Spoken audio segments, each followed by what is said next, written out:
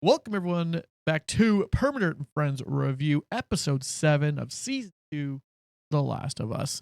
We are finally there, the bitter end, the very end of season 2, and for your viewing pleasure, both, not one, but both Poka and Ostrich are joining us today. It's been a while, boys. It's been a while.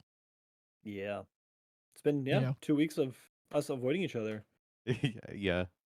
Yeah, they've been beefing. I've been trying to sell it online that you guys been beefing. Oh, we have been. Oh, Yeah, you guys been didn't know? beefing. Yeah, I'm sure the There's been a lot of subreddit beef. I'm sure the Beef is subreddit real, on that was actually. going crazy. Subreddit was going nuts. They were like, couldn't believe the anger. Couldn't believe the anger that was happening up there. I don't think anyone believes it. We got to make it more believable, boys. Oh, sorry. I gotta stop smiling. Vigilance starts. All right, episode 7. I can't believe we're here already. First of all, this is a terribly short season. I think this is going to be. I think we're gonna have some stuff to say about this one. I feel like Ostrich is already. If you're coming hanging out live as we're recording this, Ostrich is already. He's tipping his hand a little bit. He's tipping his hand. Unless he's lying to us. We'll find out real soon. I tried to say nothing But, in our chat before this event, so And yet Yeah. you made it seem like you wanted us to talk about it. So Yeah, you want us to talk. I He did, wants 'cause I our wanted to see it. input. I wanted to see if I was the only He's one fishing. who thought it he was was fishing. Oh, that's not how it was. Oh, wait a second. Yeah. Okay. Before we get into the beat by beat, what's your? I think we should do it this way. We're gonna try it today for the final one. Let's switch it Initial up, quick yeah. thoughts. Your 1 minute quick thoughts of episode 7, the finale of season 2. Before we get into the beat by beat, go. Ostrich, go. I thought this was the worst episode of the season. I didn't think that this could have been a 5-minute episode because so little was actually useful in this. And I still do not believe Ellie's quest for revenge. I don't believe it for a second. Okay. Man, that was a whole bunch.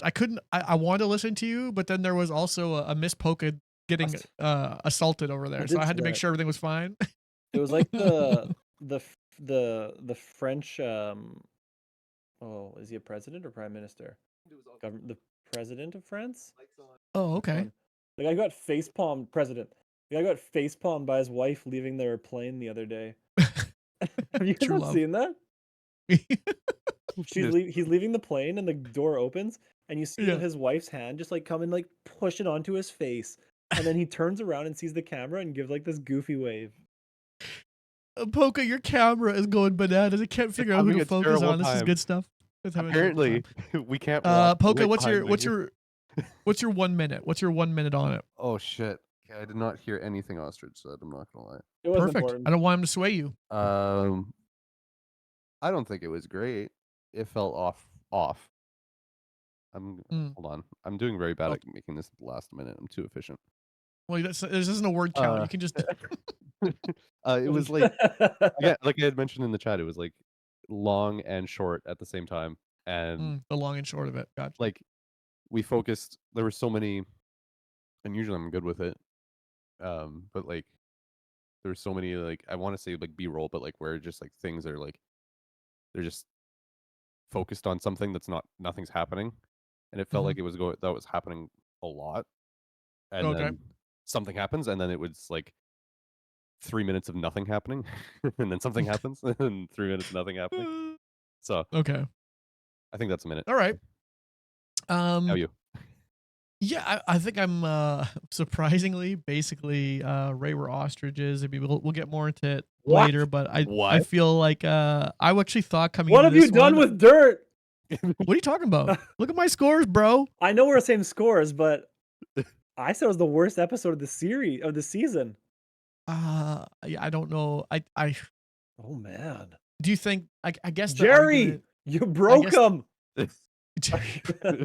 No, I think I don't think major plot points just because they happen during an episode means that it's a saved episode. Do you know what I mean?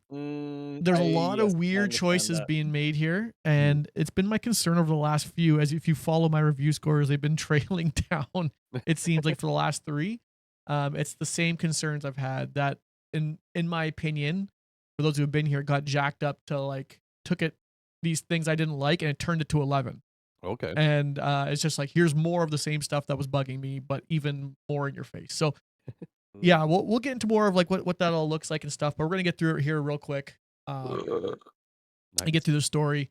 For season 2, episode 7, named Convergence, roll time of 49 minutes 38 seconds. A little bit shorter one. A little bit shorter one. You know, Really maybe just 10 never minutes. what you like to see on a finale. Yeah. No, you never want to see super short. This one again, just like the last two, were written by Neil Druckmann, Haley Gross. It's spelled Gross, could be Gross. I don't know if it's a weird last name, some Given sort the of something episode, or we other. can call it gross. We'll call it Gross. Okay. And Craig Mazin, directed by Nina Lopez Corrado, who I literally put here in brackets, has directed a bunch of average stuff, but probably her best known like show is Kingstown. Because she really doesn't have much. It's what I call like the like, you know, like companies like ABC and NBC and CTV, like they have their evening shows that are like, here's like the 15th cop show we're doing, and the 15th like firefighter show, and the 15th like, you know what I mean, like here's a doctor show. That's basically what was to her name before this. But she is also scheduled to do some upcoming House of Dragon stuff. So she is getting into you know, the Max, the HBO Max scene. HBO have their like go-to directors? Is that a Yeah, thing? they typically do. They have a collection of people who are normally in house that they just jump around. Huh. More you know. So that's kind of that one there. Probably the least known stuff. I mean, I guess other than, you know, Neil Druckmann directing, because his directing stuff isn't terrible. He's more of he's game maker, right? So Right. but anyway, let's hop right into it. It opens up at the theater, and Jesse's taking care of Dina's arrow to the leg. So basically they're talking, they're like, I gotta get this out, and the old gotta push it through technique. Can't pull it out because it does more damage, so you gotta push it through. He's like pouring alcohol on to sanitize it. He's giving her some. He's like, here, take the alcohol. And she's like, no way. And of course, like he's being perceptive. He's like, oh, whatever. But then they just like the arrow is the issue, and they push it through. And then it pans out, and you get to see the arrowhead, it's actually a crossbow, which I found before. A bolt. It's a bolt. And which I found out later because I was like, holy cow, the head on that crossbow That or thing crossbow over- sword, that thing was huge. Yeah. That thing looked like the size of an apple. Yes. And Like, yeah. dang. I think it's going to rip it out. And then we have Ellie comes back, and she's at the door of the theater, and Jesse's right away asking about, like, you know, double checking to make sure it's her. Like, what's your horse's name? And she's like, Sparkle or whatever, blah, blah, blah, which is Dude, hilarious. How many times are you gonna get it wrong? Still Shimmer. Oh, that was it? Shimmer. Yeah, Shimmer. Sparkle. You like that horse? as I'm much just more as she does. frustrated. Shimmer. The horse is shimmering somewhere. We don't know where she is, but we'll address that later. Right. Later. Okay, Ellie comes back. Oh yeah. Ellie comes back, obviously looking for Dina right away, just kind of skips by Jesse's looking for Dina. Dina's sleeping in like the back like actor's room there somewhere. And she's nicely sleeping until Ellie goes in there and wakes her up. And basically they have a talk saying the baby's okay. And they see blood and they kind of just have like light talk, and then Dina says see some blood on Ellie's back. And then so they take the shirt off, and we see like her back is all scraped up and stuff, and whatever else. Which again, I don't. Other than inside the like the last time we saw her, other than inside that warehouse where she was tackled by those hunters, like was there any noticeable spot where she like was like rubbing her back or getting scraped along things No. that you guys can remember? I'm gonna I go mean, with. necessarily needed to see it, but I don't No. remember. Well, the thing is, the thing is, I think you had to show it because again, it is one of those points in the game that's kind of memorable. It's It is, like but it because you doesn't- just come back from this huge defining moment where you've been fighting and you went on like a 7 hours of like gameplay. It felt like where you're just in the gritty fighting, like things are happening, and you finally get back, and this is supposed to be like, holy cow, she went through hell. But I would say again with the show, you don't get that feeling because it's Yeah. like 15 minutes and you're No, there, and it's you like, don't. oh, and we're The just there, only- and The only thing would be the Dina and her when they took on a couple of those guys at the first place 2 episodes ago. no, but they were back at the hotel, or sorry, they're back at the theater already before that. None of this stuff is from then. This is all new. Okay. By the way, So, you have episode 6 on your title. oh, that's weird. That's awkward. Oh Yeah, who well. let this guy into the house? Yeah, who let this guy to the house? So yeah, that's basically, again, it's a big part in the game. I think that's why they put it in here, Yeah. but it is part of it, I guess, nonetheless. Now, I just felt like the audience, if I hadn't played the game, I felt like the audience have no idea where this damage came from. Right. Well, especially because they've been together pretty much the whole time, right? Yeah. This is where this is also the same thing as in the game. Ellie starts talking about Nora and Abby, and said that basically she asked like, "Oh, did you find out where Abby is?" And she said, "Yeah." She said two words: whale and wheel. But she wasn't Right. sure if she could trust it because the infection was taking over at that point. Um, and Ellie starts talking about how she made her talk and thought it would be much harder to do, but she said as long as I just kept hurting her, she just kept talking. Um, and also said at the end, then Dina asks like, "Oh, did you kill her?" And she's like, "Nope." Again, just like the meanest thing you could do to someone, just leave them as a clicker stuck to a wall, blowing spores in the basement, which is crazy because Yeah. I know exactly what's going to happen next season with that whole thing. And we can talk about that later again too. I don't want to get into spoilery things, but if you remember, like I know exactly how the story's going to come full circle with that. Um, let's see here. Okay, so she talked about that. And then this is where we kind of have this moment that necessarily wasn't quite in the game like this. Dina says maybe she got what she deserved, and Ellie says maybe she didn't. Basically meaning like they had no idea about certain details and like maybe she didn't deserve what she got. Maybe she didn't deserve being left down there, but she made that decision kind of enraged. Um, tells And Dina about Salt Lake. Oh yeah, this is also another huge part because in the game they don't talk about this, but she tells Dina about Salt Lake and what went on there and who she is, and well, she kind of knew who she was already, but what happened there, it kind of explains, hey, this group was angry and came to kill Joel because of what Joel did here, like killed Abby's dad and did all this other stuff. And that kind of leads to why, like, she's alluding to maybe they didn't deserve this because we've done some pretty terrible things to them too, and so it's not like we don't have any blame. yeah, Um, I like that scene actually. yeah, it's a new addition that makes sense. Like it always kind of felt weird the game to not, even though you knew it, to not spread it around or not tell her anyway. Some of your Yeah. closest people. Yeah. Um.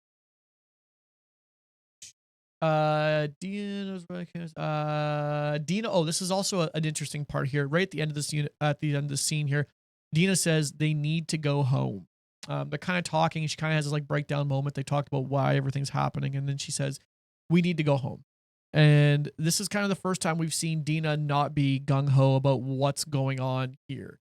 Right. She's kind of partially been a driving force to keep Ellie going. And again, this is one thing I want to talk about near the end as well, because there's so many things that were just they're just so much different than the game. Because in the game you get so much of Tommy being the motivator, the pusher, the agitator, the one that knows how to almost twist Ellie to get her riled up to keep her going. There isn't, and he's not that in this. Tommy's not that guy here, and Dina is kind of not really. She's not really sure. She's just waiting to be told no, I think, and Ellie's not saying no, basically. That's Um, why I don't believe her story. yeah. Well, yeah. There's lots of reasons why some things feel weird, but that's that. And then so that's the end of that scene, and then we get Seattle Day 3. And this is where we have Jesse and Ellie are packing up. The radio is silent. They're listening to the radio. Nothing's coming through the radio. Because they're gonna head out. They're gonna go back and go look and go back and meet where Tommy's supposed to be at the bookstore. Dina comes in quickly before they leave, hobbling in and gives Ellie a lucky charm, which is her bracelet. Hmm. And then they head out. Jesse explains along their walk how he found Ellie. So it just kind of goes through the ones and twos of how he got there, which is kind of neat. Yeah, left your horsey. And yep, found your horse. Not that you asked about it, Yeah. I love which that. is again what we're all saying. Like, Yeah. and I get it's only been 2 days, like per Seattle Day 3. I guess this is the third day, but it's not like they've been overly concerned. I wonder Yeah. what made them do it. I wonder if it was almost like a filming thing that they forgot about. Because it just seems weird. It seems like when you're in a survival game or a survival world, like a horse is a pretty hot commodity, and that theater's big enough for the three of them. Yeah. It's just, Well, what if they just address it like, oh, we forgot about the horse. Uh, I don't I what's don't they found think it? they did. Like, I think this was just supposed to be believable. Like, I don't, because it's such a big part of the game. Mm. Like, you literally get like Shimmer gets surprised, blown up, basically. Yep. For those who don't know, like you're literally just walking, you're jumped over something, and a bomb goes off, and and it just completely blows it up, Of course, it goes by. and then it gets mercy killed, and you kind of make it a, you kind of go from there. But Shimmer doesn't make it past the first day. I don't think it is. I think it might be No, day one. It's literally day one. I just Yeah. passed that part. Yeah, literally just gets wrecked immediately. So I don't think, because that's like a pretty big moment too, because it's like horse, and it's like that's one of the, another death type thing. And I don't know. It feels too big for them to just forget about. If they did just forget about it, that's a big oof. Yeah. I think this is more of a, hey, we dropped her off in a safe spot. It's only 2 days. Maybe the audience will believe that, and it's fine. They'll be fine. But like, I don't know. I don't know. Yeah. Jesse explains that. And they also talk about how he knows Dina is pregnant. Basically Dina's never not accepted a drink ever in her life, is what Right. he says, and yeah, now she's that, um, and basically he has a line in there, which is hilarious, or not hilarious, but it's just a good line. He says, so basically, I'm here in the middle of this war zone, and I'm trying to get out of here so I can be a father. So how about I can't die so we can get out of this war zone? Like, because earlier I think there was someone said I can't die. Who was it? Was it Dina, or was it It might have been. or was it Dina. Ellie? One It of them was- said that line verbatim. It was Dina said she couldn't die. Yeah, Dina said it. So now he said I can't die. So Which it's when just, people, yeah. when people say they can't die, especially with how many Yeah. times he brings it up. Yeah. Yeah. Well, and as someone who knew what was coming, right? As we all knew what was coming, like, you're like, oh, don't say it. Don't say it. You know what's coming. Yeah. But yeah, that's the way it is. Let's move on to useless scene number 1. No, not yet, not yet. Then they keep going, and we get some interesting sort of more foreshadowing again for season 3, when we see the giant fallen over crane on top of the buildings, which will be a thing for sure in the next season. There's giant cranes that go across all the buildings, and we learn a lot more about that stuff. And we also see a big storm off in the distance. We see a mural for another lady, where they kind of talk like, hey, there's more than one of these, like, the Seraphites, people, the girl, the woman. This one's a black woman. The other one was not. Kind of alluding to, again, just like, when these things go so long that sometimes, you change the look. Like, who knows what they actually look like at this point. It kind of just, these whether it's gods or whatever, take shape of what whoever artist or whatever's been doing them, right? So I think it's supposed to give you sort of that look of like, hey, it's been so long, we've been doing this for so long that no one really knows what color the original prophet was anymore, right? Like, it's more the symbol than the actual, verbatim look. Right. It's raining. It suddenly starts pouring, so they take cover in a building, and they suddenly start hearing gunshots, and they're kind of landing near them. Those gunshots sound like super close, like they were like ricocheting. But I thought they were getting shot at originally. I was like, are these bullets meant for you? Yeah. And Pop, pop. it was not. They were chasing. They're chasing some people here. So Jesse and Ellie go hide in the back of this sort of cutout area where it's dry, behind like I don't even know what was behind. Dumpsters. Behind something you can see kind of through. There's 2 dumpsters, and they were just kind of looking through how they Oh, were yeah. stacked. Yeah, looking behind. Yeah, exactly. Yeah.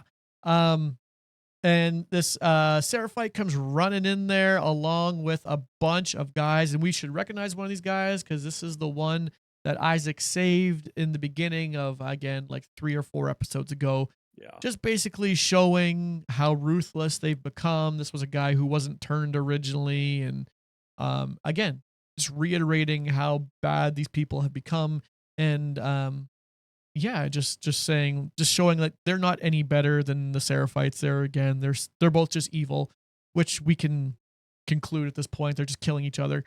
So they hide in that area. Ellie is angry. She wants to go out and help them. There's 6 of them, and Ellie and Jesse, 6 versus 2. Again, in the game, that's not really a whole lot, but it seems to be in the show.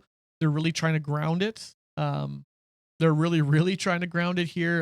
Because like I said, in the game, this was nothing. You could easily kill 6, but in this, it's like, nope. They're kind of, not to say they're necessarily like neutering the power of Ellie and stuff, but they're definitely not leaning into that side of things. You know what I mean? Oh, And yeah. again, this kind of leads to some of the gripes I have as well at some point. Ellie has to start becoming the absolute warrior the tank that she becomes, like the ruthless force. And we're still just not getting that. They're not letting her loose. So anyway, the WLF, they take this Seraphite and they drag him away. Again, and it's just one of those things. And then we snap back to Isaac at the headquarters. So it's a completely different area. We finally get to see Isaac again. They're set up in a Costco parking lot. Can we say that every scene involving him in this episode is utterly useless? Oh, it's useless? Like, what does it do? Like, you can't foreshadow a potential fight for season 3. Do it then. Well, because he the says thing is that "One the of us, fight we're the both fight gonna be does start. potentially dead." I think you see him on a boat, and that's them. I was like, great. I didn't need any of that. Well, they're trying to prepare you for the battle that's going to happen, right? Which in 2 years, when the season 3 comes out. Yeah, but Nobody's it's gonna remember it. No, but the few people who go and watch later and it all, they binge it, it'll make sense. It's not useless. It isn't. I don't find this part useless. Because I think it's not really meant as much of a I don't know. Like, it's not meant to be like it's a fight. It's meant to be more talking about Isaac, who his people are, who the next person in charge is going to be. All these sort of higher questions. Yeah, but just none of that affects this episode. No, but I don't think you can just focus on things that are always just in the episode. You have to set some pieces up. So I'm not like personally for myself, I didn't hate the scene. I mean, did I love the scene? No, I don't. Like, I did not something I thought about when the episode was over, but it also wasn't something I thought was terrible. I don't know. That's kind of where I was at with that one. But anyway, back to they're set up in a Costco parking lot where he's talking to Miss Park or Mrs. Park. I don't know if she's married in this world. And again, this was the person who we had interviewed a couple of episodes ago where her son had died and was in the bottom of the hospital with the spores.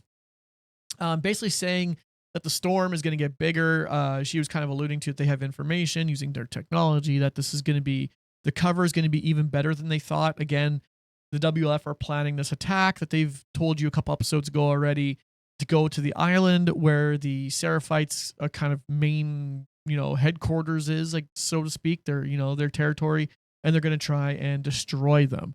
And this, the storm is going to be even better than they anticipated. So they're using the cover of storm to get there so they can hopefully surprise them. So the officers, there's another comment here too, again showing the weakness kind of the WLF. She Miss Park basically says, like, hey, the officers are on board, but the rest are a little shook, a little weak on this cause. Like, they're not sold on what we're doing here. Which again goes back to a couple episodes ago where the Seraphite says, like, hey, like, every day more and more of you are joining our cause. Every day more and more of you are coming back to us. Which just shows the weakness that it's not all sunshine and rainbows on the other side there. And then at this point they say there's no word from Abby and they haven't found Owen. Isaac says there is only basically says there's only one Abby. He goes on this tangent saying, yo, I got a bunch of Owens, we got a bunch of Mels, we got a bunch of everyone else that's here. We only have one Abby, which again is a crazy thing to say to this Miss Park, because you can tell she is just not happy here in this, basically saying, like, hey, you can see in her eyes, she's like, I think I'm supposed to be your number 2, or I'm high up there, and all you're doing is like just glazing Abby over here, like right in front of me. Like, do you need to do this? Basically saying everyone else is replaceable except for her. Mm-hmm. I think she says, And "What are you in love with her or something?" yeah, what are you in love with her or something? Yeah, It's she like, you does wouldn't allude be to the that. first old man, and then she like stops there. It's like, what? Yeah, and then that's when he comes back and basically says like, I can get a million of these other people. I can't get Abby. In the game again, it's also relayed better that she's basically the number one killer of Seraphites, which is why he respects her so much, because she's, she's killed the most of them. Not really. And Yep. that's just the weird thing about it being, I guess, a movie or TV adaptation is like there's so much of a gap with these secondary characters that we just don't know. So it's like there's just people left with questions like, well, why is she this number one person? Like even with Isaac or this Park lady or Abby for that matter, like they get so little screen time that you don't like okay, Isaac's a bad guy, but am I supposed to not like him? Like he doesn't seem to have really anything to do with our people in their main storyline. Like I still feel like there's just quite a disconnect between the storytelling of these secondary characters. And I just don't find myself caring about a lot of the scenes that they're in. Mm. Yeah. Um.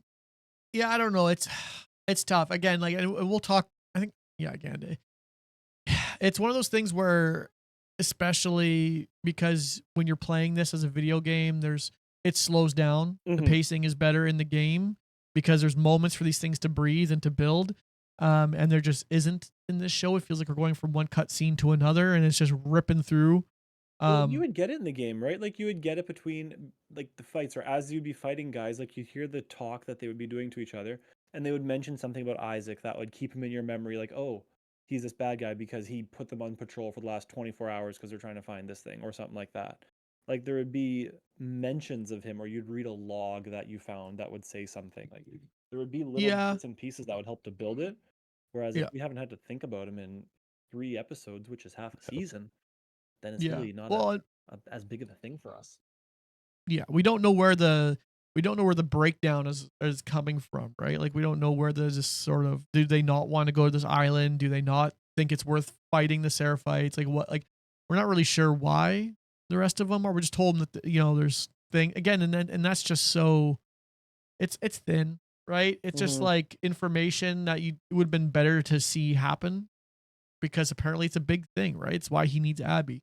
But that's basically, so what he says here at the end of this is that yeah, basically saying there's only one Abby, and that the sun will come up tomorrow and we can both be dead, and his giant army is now mostly sheep who basically need a leader. Like he Right. basically calls them sheep. Like they're just um That's what I call my kids. they need someone to lead them, and that is supposed to be Abby.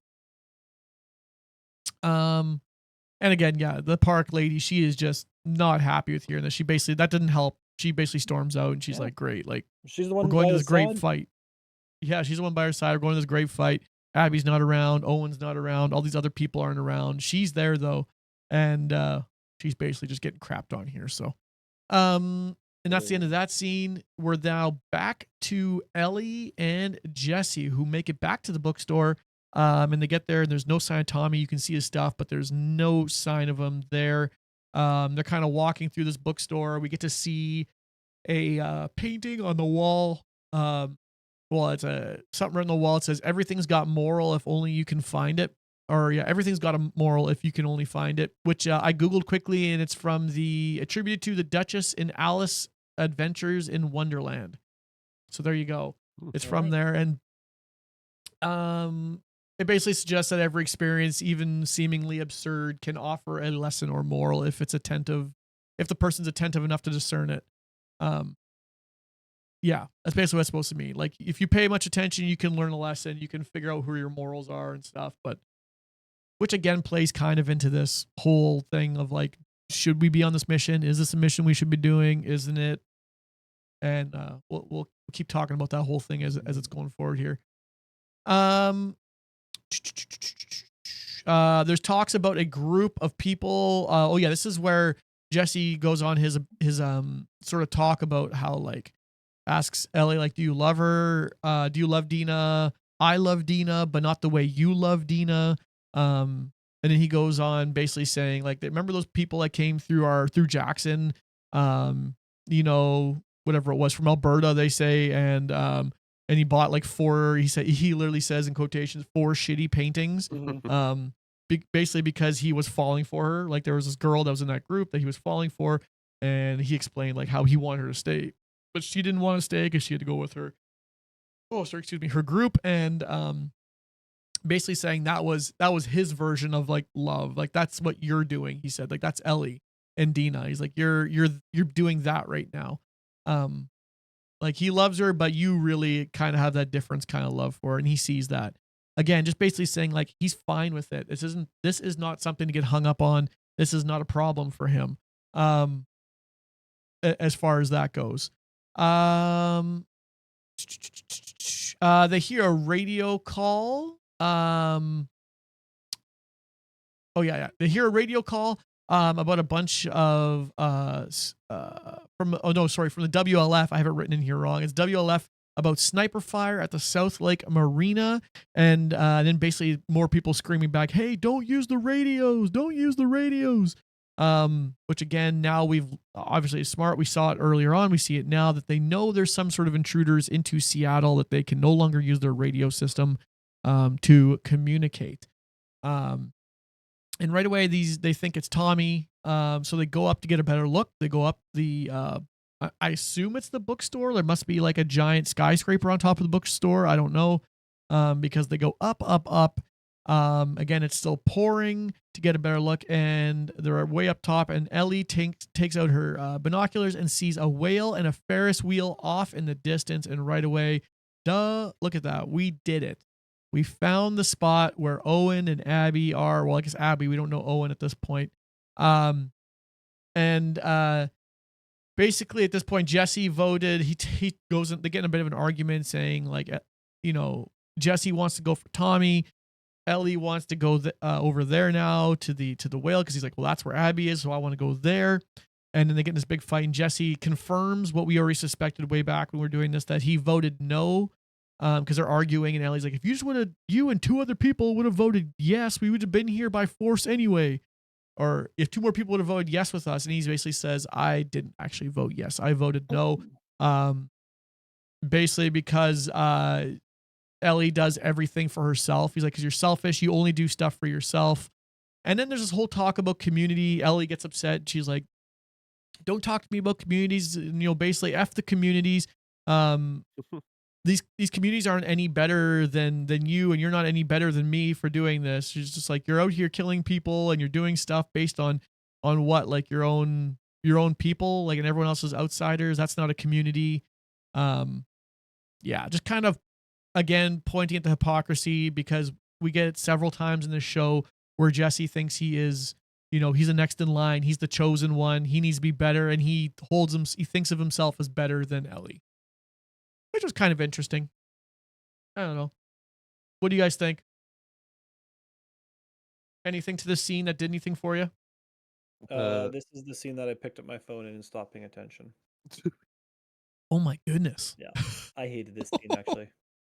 Really? I hated it. I hated the fact that she still is hearing like Tommy is obviously there's something going on. That is Joel's brother.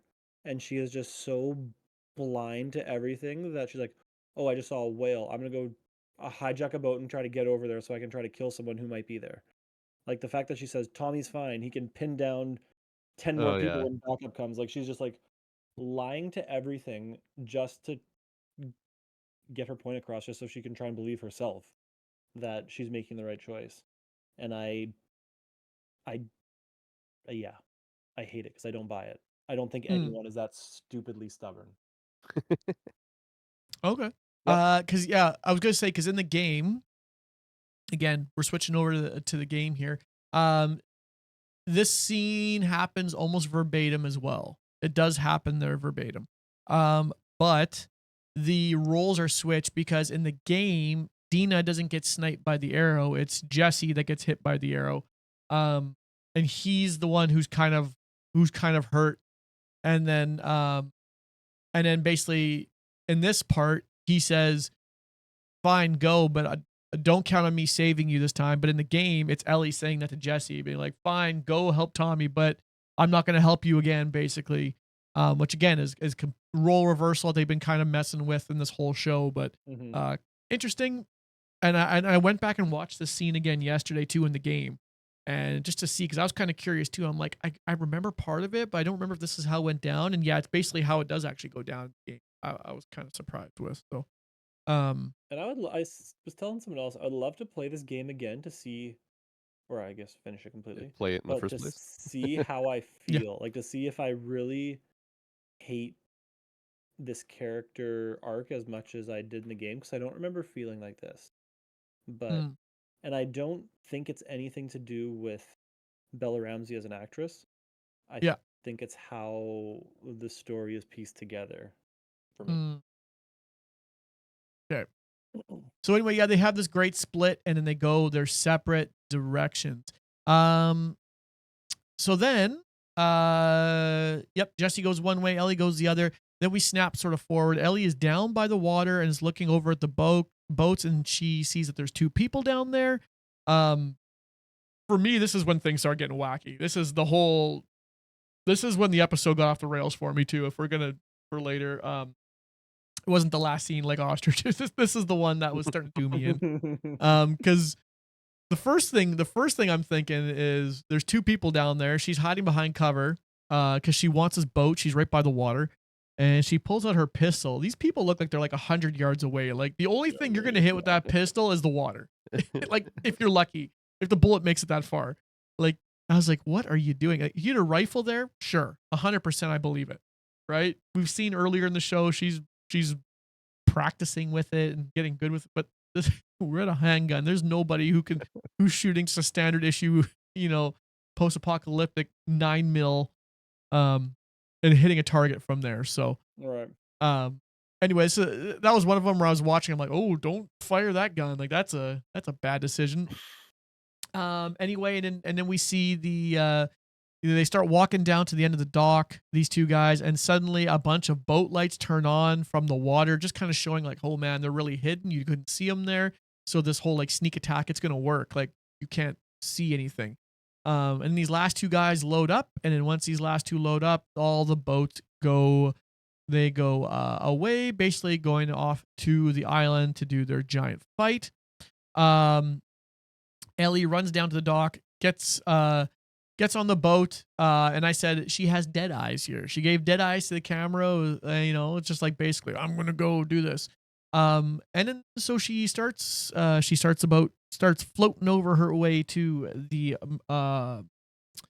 Ferris wheel area, and a massive wave comes and flips the boat It's a with very Ellie. big wave. A Very- massive wave. First of all, I thought it was ballsy, like you said before. I mean, the game, it's brighter out. It's not the absolute dead of night when you're in this boat. The water's going crazy, but also like all of Seattle's flooded in the game too. Like Yeah. literally, there's water everywhere. It's like this giant, massive flood. Half of Seattle's underwater. Mhm. But I'm like, oh, it's nighttime. This water's going absolute bananas, and we're gonna hop in this dinghy, like this old boat that looks like something that I would even hop in now. Like, like it looked like it would have sucked when. Yeah, no, there's On a calm When it was waters. modern. Yeah. it's raining. And It's a storm. yeah, it's a storm, it's down, and then again, you don't know these waters, you haven't been in this bay.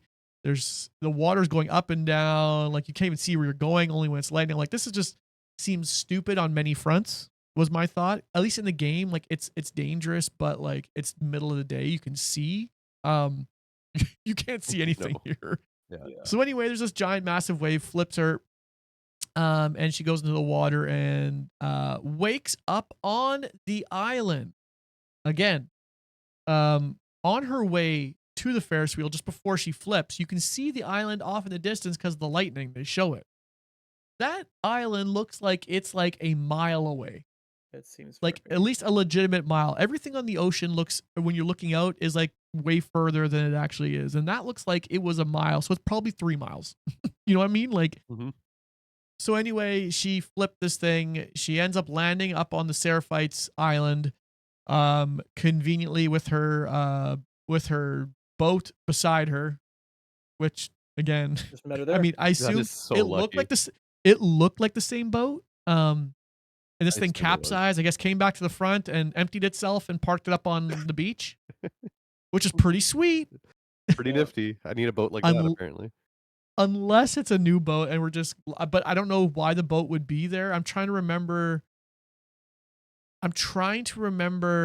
why that boat might be there, and I have a theory about it because I don't think it's the same boat.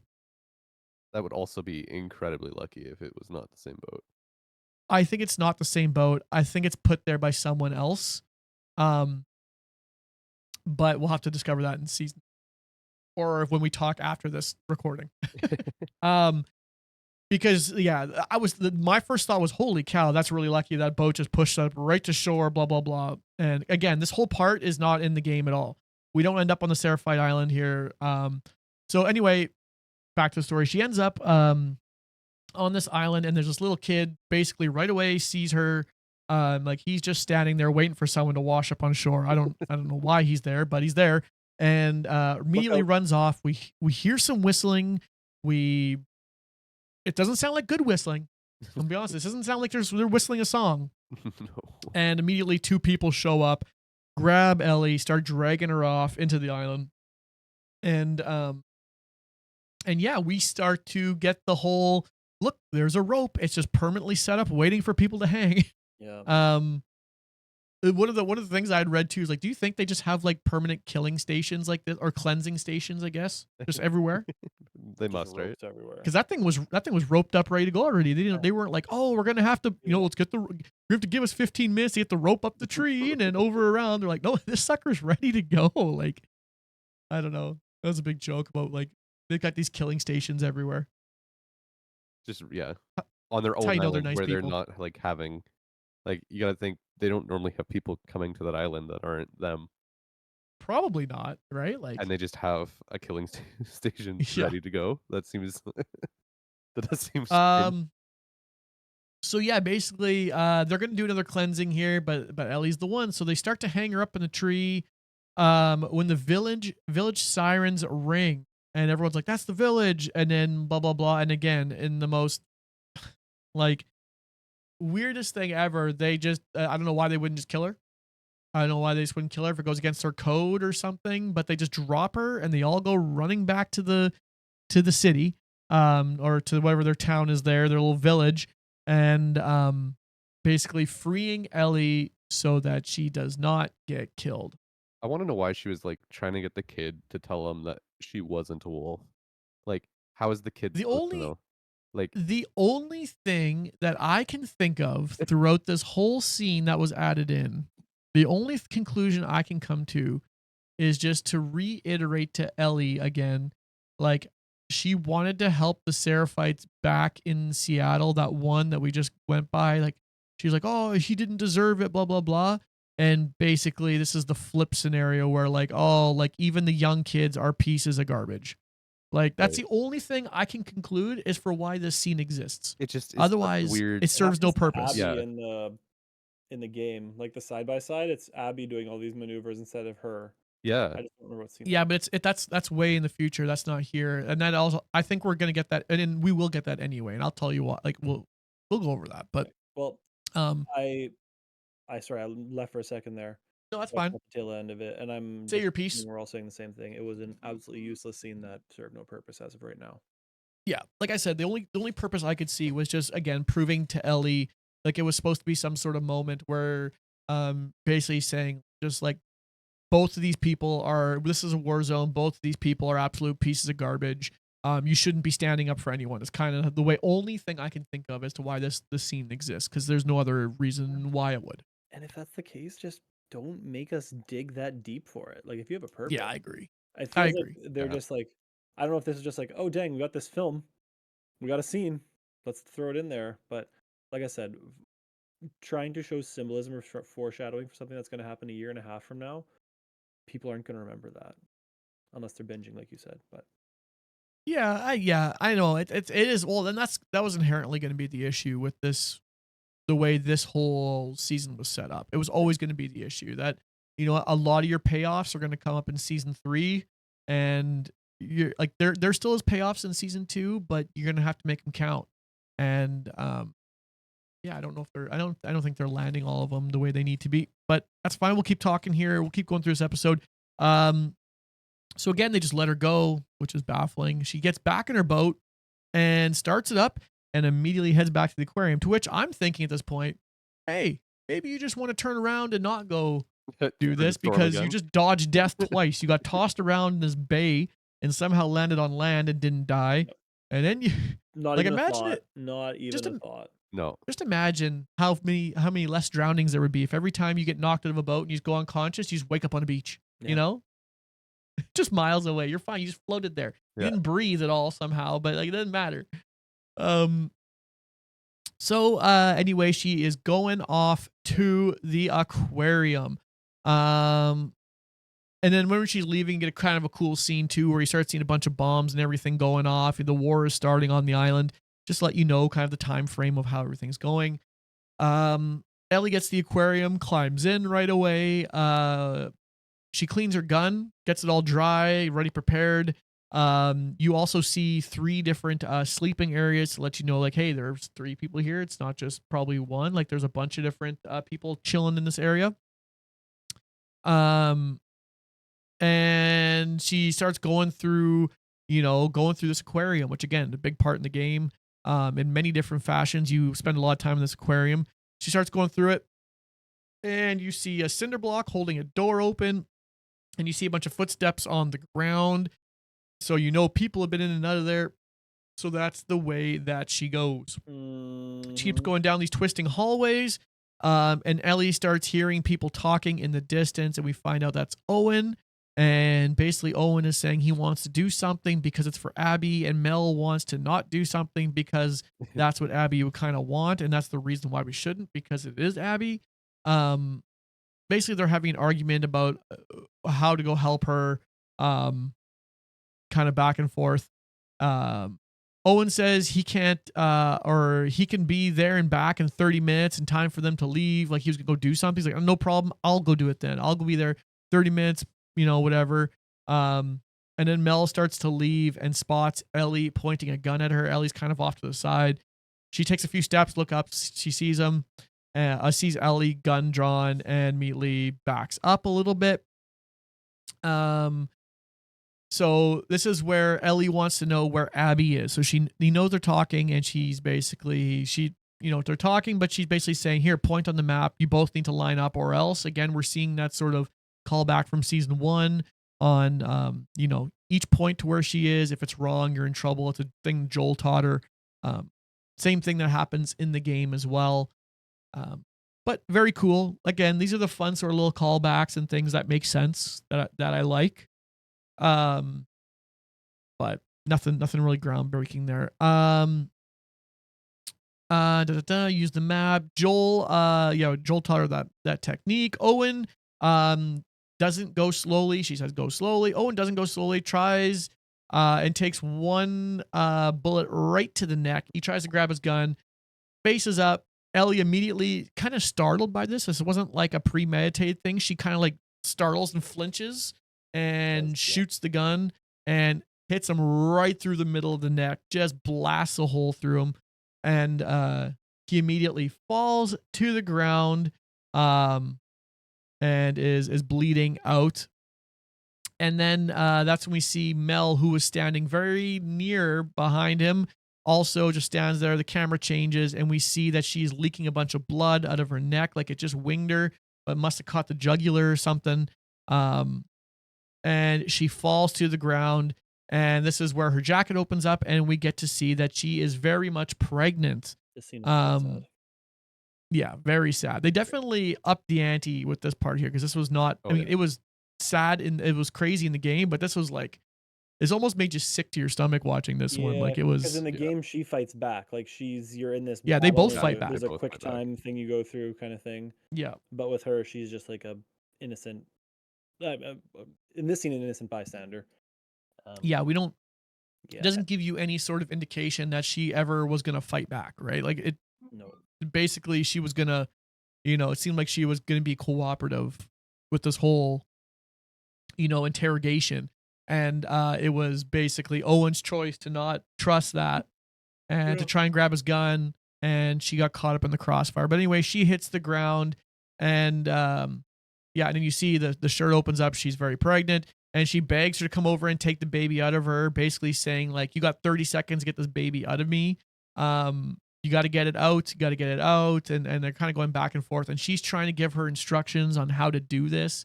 You got to make like a transverse cut, transdermal cut across here and do all these other things. And of course, Ellie has no idea. She doesn't even know what half these words are. And she's having this breakdown again. And Mel passes away. And, you know, we just kind of like, okay, the baby died too. So again, terribly sad. The end is the same as what it is in the game. Like they both die in the game, the baby, but it's just far more shocking. Because that would be pretty messed up. It was so sad when she's saying like, "You're doing so good, you're doing so good." Yeah, and you're doing Ellie's so good. not Is it out? doing Is it out? anything. And Yeah, that part, I yeah. was like, "Oh man, that's really rough." Yeah. That part made me I put my know. phone down. Actually, yeah, Oh, really? yep. That I made sure us start hope so. watching. That's I some mean, that pretty was- that was- dark stuff. That was Yeah. intense. Yeah. Yeah, that It was an intense. one. That And was one of unexpected. those where I'm like, yeah, because I'm literally sitting there thinking too. I'm like, Have fun. even I can understand what she's saying, and like understanding what she's communicating, but I'm like, I don't think I would ever. You don't think I you'd don't know. try? Like on one hand, like you're not gonna make the situation any worse because the baby's gonna die, Yeah. right? Like if you look at it through, but even then, it just feels like, well, Anything I you, don't if you know. mess it up, you're now the one doing it. Like, Yeah, but even though I was actively. like, even though you were the one, you shot Yeah. her, like, Yeah. you know what I mean? Like it does seem crazy, but it is one of those things. I don't know. I'm surprised that she didn't even attempt. I guess how would you show that on screen? But like, Well, you would. Yeah, Game of Thrones there's did no it. way. What was that? Game of Thrones did it, or Yeah. Oh, Dragon. That scene was missed. messed up. Yeah, so then suddenly at this point, Ellie's sitting there, she's just kind of having a complete mental breakdown.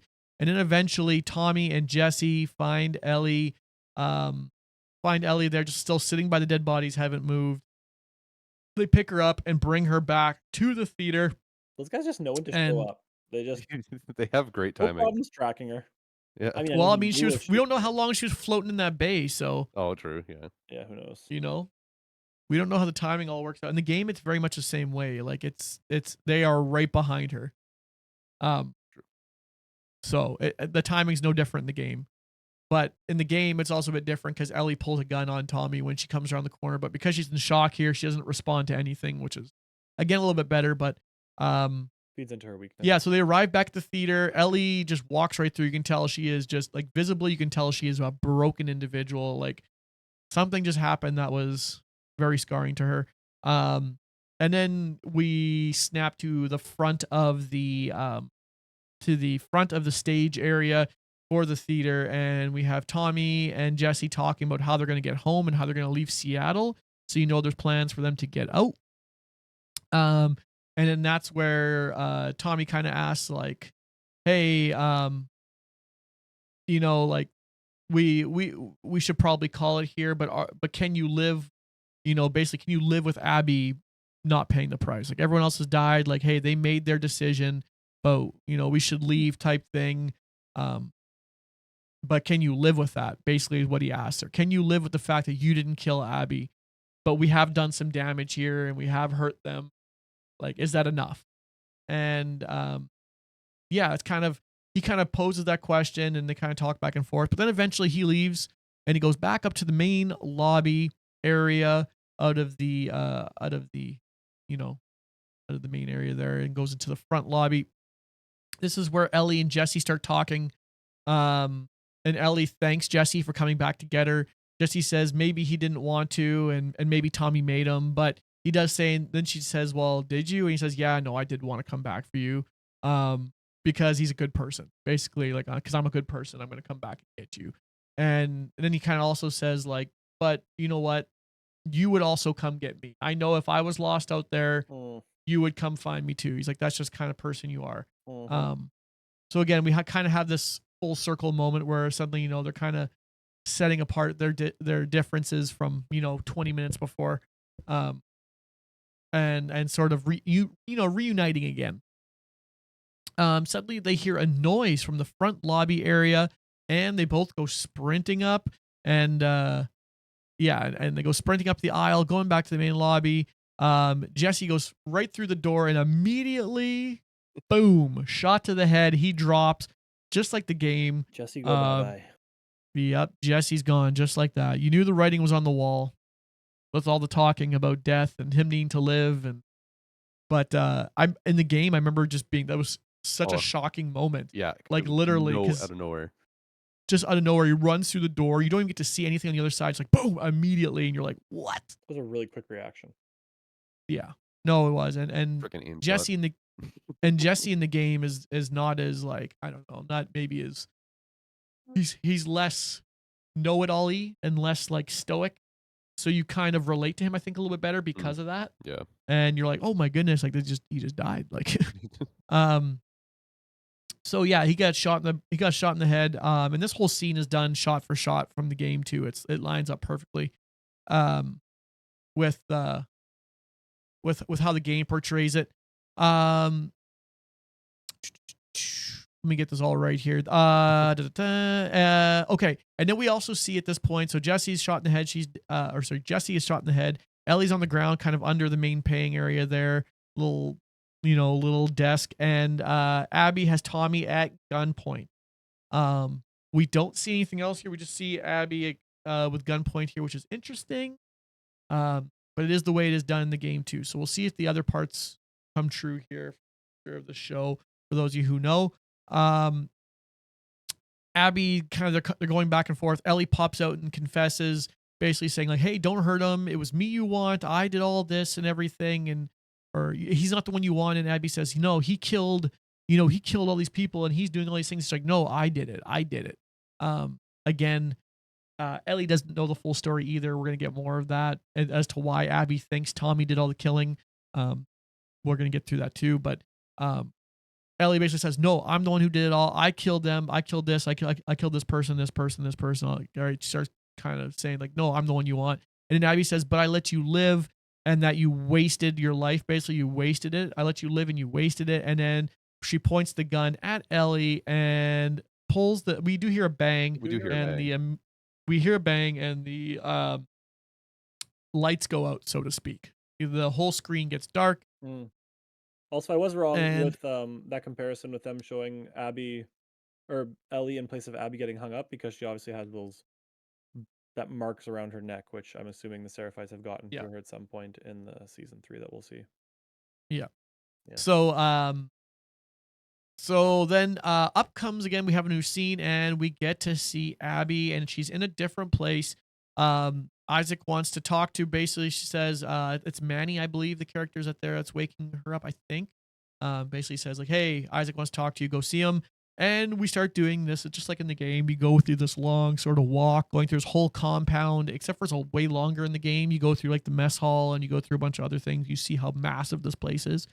But this one's a little shorter. She goes up, and then we see the entire football stadium town there, and she's kind of looking over it all, from up high. Again, almost like that. It reminded me almost like Lion King, like you're looking over your territory. You know what I mean? Like everything the sun touches. You know what I mean? Like, but then we get, which I thought was very cool. I thought this part was very cool.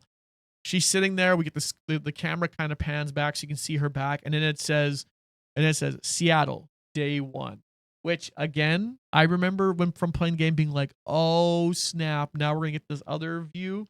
And immediately became clear what the game was going to do.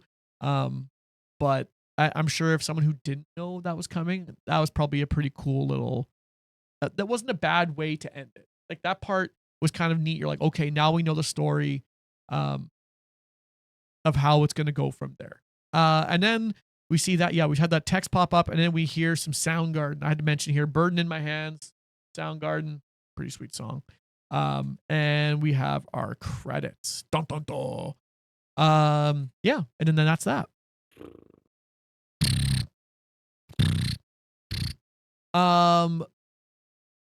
Okay. I have some differences written down here. A couple of them we said already. Do you want to go through that stuff, or do you want to do initial sort of, or do you want to talk? What's your feelings here? How much shit do we have to talk? Yeah. Ostrich, give us your thoughts. I can tell you're sitting on something. Well, I'll just go through the ending scene because that was, I guess, the one thing I haven't talked about yet. I personally did not, and will not like an ending like that. I, again, it just cuts back into more flashbacks. I know that's how it goes in the game, but it's just, I already know the ending. And now you're just going to give me another season of how she gets there, or around a season of how she gets there. And Well, we don't know the ending though, but we but you don't know, know the ending. but in my mind, when they show scenes like that and then kick back, all I care about is them getting back to that scene. I don't really care how they get there. And I know it's going to make us obviously think more about Abby's side, and that's what's going to make us maybe feel things. It's just hard when I'm not cheering for anybody right now. Like Okay. I don't know. Yeah. I don't think yeah. Are people supposed to like Ellie? Like, are we supposed to still be enjoying her arc in this show? I think that's all up to the player. Because it was very. I mean, obviously, the whole Last of Us Part Two is very, divisive to begin with, for a multitude of reasons, right? So suddenly this new character you're going to play as, and you have played a little bit earlier in the game as, when the fan favorite character gets killed, Mm. and then you're placed in the hands of this new, well, not new character, but character you haven't really played much as. You did a little bit in the first, but like not much as, with Ellie.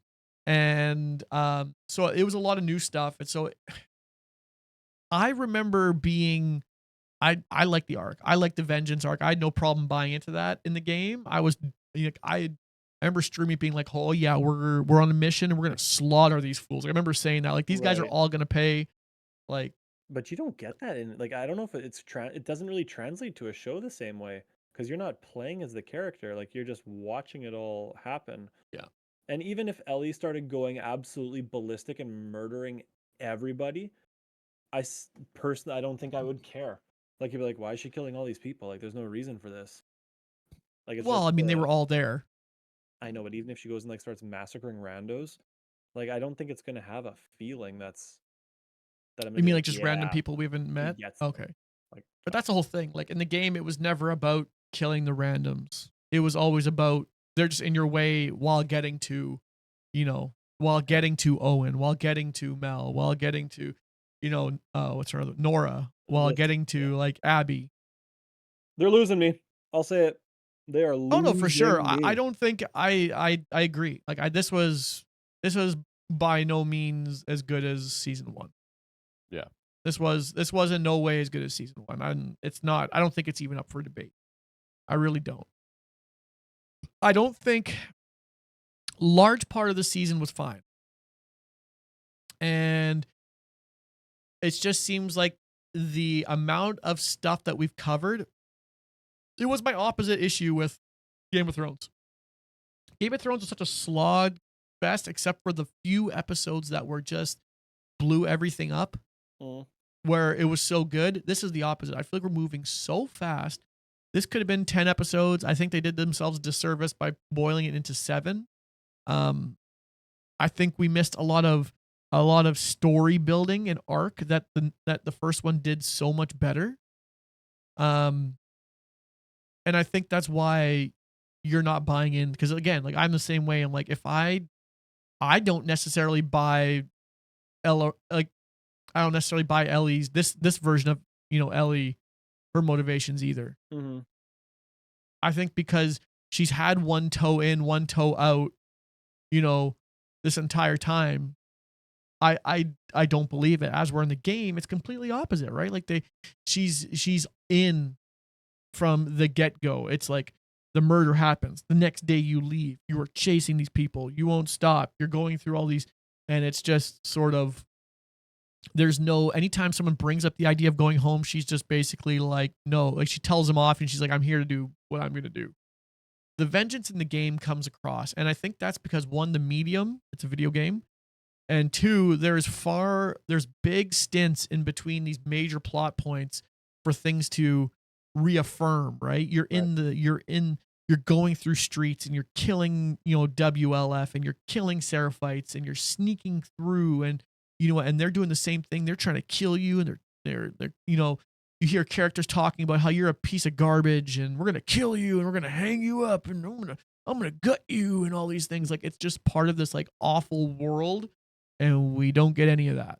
All that world building is gone here, and things aren't given enough time to um percolate a little bit. Like it's there's no downtime. I feel like it's just like again, like I was saying, it feels like we're skipping cutscene to cutscene, just like boom, boom, boom, boom, boom. So I think the pace is what's killing this the most, if that makes sense. Oh, it makes sense. Like I honestly think I think they did a major disservice by forcing this into 7 episodes. And I don't know whose idea it was. I haven't looked into it. I haven't looked into it. I don't know if this was an HBO thing and money thing, or I don't know if this was the, Neil Druckmann, everyone saying like, oh, we can do it in 7. I don't know what it was. Because sometimes that information leaks out, but I haven't read anywhere about anything like that. So, but I don't think it did a good job of making the people believe that that Ellie was ever gonna finish this job. I don't buy it. Yeah. I don't know. Poka, what about you? No, I think I'm in the same boat, but I feel like I've been feeling this for the last couple episodes already, where I've just kind of been like, for a lot of it. Yeah. Whether it's like things just don't feel like they line up very nicely. Yeah, things aren't lining up. It just, again, I think herein lies the issue with part 2 translating it to a show. If you're not going to do it in one mega season, right? Like this is, again, I mentioned it earlier in our review cycle, I think, or maybe it was just with one of you. I don't know. I can't remember. It might have been earlier in the review than one of the earlier episodes. But I think this is one of those situations where I wouldn't have released this season until I had season 3 ready to go within 6 months. Yeah. Right? Do one of those situations, do one of those releases. I always say it's like the 2 seasons in one year thing, where it's like fall happens or whenever your time frame is, you get the first 8 episodes or whatever it is, and then they take like a 4 to 5 month hiatus, 6 month hiatus, and then the second half of the season drops. I mean I remember a lot of shows like Breaking Bad did this. I remember with their final season. There's a ton. There's The Walking Dead did it. Like there's a bunch of people who just take these little breaks where they need a little bit more time to polish things, let it breathe, and then here it comes, because exactly what Ostrich has been saying. Now we're gonna have to wait 2+ years to continue the story. And you're gonna have to wait an entire season to get to where we just finished. And that's what bugs me. Well, it won't be. Like, do you honestly think that don't they have 2 more end, seasons yet? Do you think the end of season 3 is? Do you think the end of season 3 is going to be back at the cinema and then that ends it all? I think so. That's what I think would happen. I could see that happening, So, and then just doing like a 2 years later jump and just kind of showing where certain people are. So they're going to skip that whole like last 5 hours of the game? Well, no, not skip it, but you don't think they're going to try for another season? I don't. With season 2? Well, like, so they have season 3. With part 2? Yeah. With the So I don't think they're going to do a season 4. I mean, if they're going to try and do the same thing 1, they did 2, here. 3. That would be season 4. It's not enough. It's not enough. Still a lot of story in there. There's not enough. You can do like 3 episodes at max, and that at the pace they're going, they could do it in 2. For you're gonna come back with a 4th season? I don't think so. Like I think they're gonna have to get to the end. I think they're gonna have to make it longer. It'll have to be. I mean, I hope that it's like 10 episodes. They still got so much to cover. I think. Are we saying the same thing, or are we not saying the same thing? I'm so confused. So yeah, because you said to get back to, because you guys said you have now you have the whole season to get back to where we just were, right? Because we're gonna go through Abby's story. Yes. But so that's why I asked. I said, "Oh, you mean like the whole season?" So you think like it's the end of season 3, whenever it releases, is going to be it ending at the cinema, like, or are we getting the full story? Ended where it meets up. Oh, you think it's going to end there? Well, no, like no. So where we just finished season 2 at the cinema Yep. where she shoots. Yep. Maybe a bit after that. Like it wouldn't be like, Yeah. but like, and I don't want to get into spoilers here.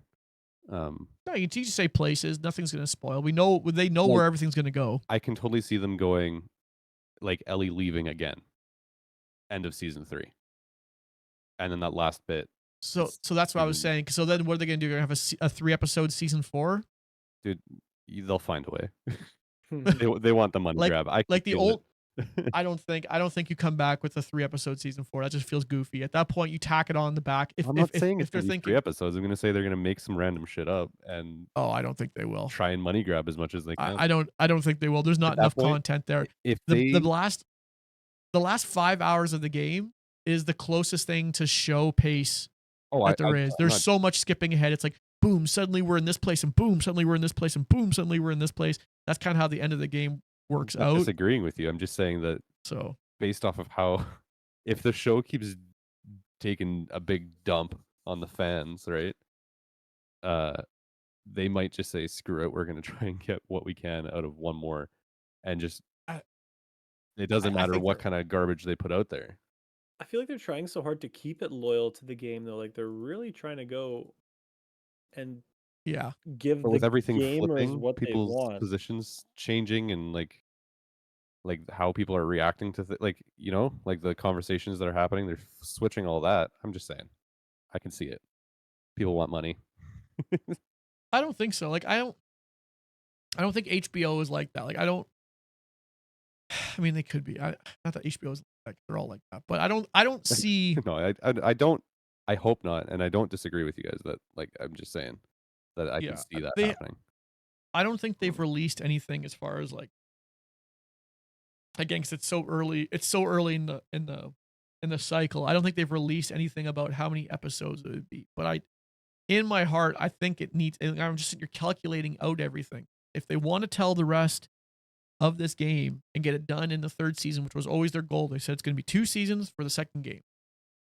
They're going to have to do more than 7 episodes. Oh yeah, They're going to have to do more than 7 episodes. You do another 7-episode run, and it's going to be worse than how this was.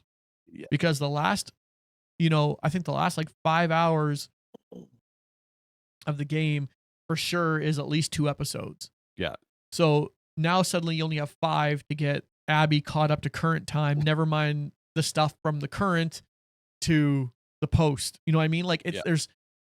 So then you're looking, okay, maybe another 3 episodes. So then 4, you got 4 episodes to get her back there. But I don't know. I just And don't then there's see gonna be how a it random works out. flashback one where she's with her dad, and then Yeah, you're down to 3 that will be. episodes. Well, to be fair, that is the first thing you do that before you even wake up. I think I think you so do too, that. Yeah, there's a Yeah, lot of the way in the game that plays out, like the fire, the gunshot goes off, and then we immediately get the Ellie, like the Ellie version. We get that cut that back, that big chunk. So, which is again, that's a very cool scene. That's a very that whole thing is very very cool. I know immediately I see Ostrich over there shaking his head, but that is a very very cool scene because I of was just where it taking off takes the yawn. place and I don't actually know Oh. the scene you guys are talking about.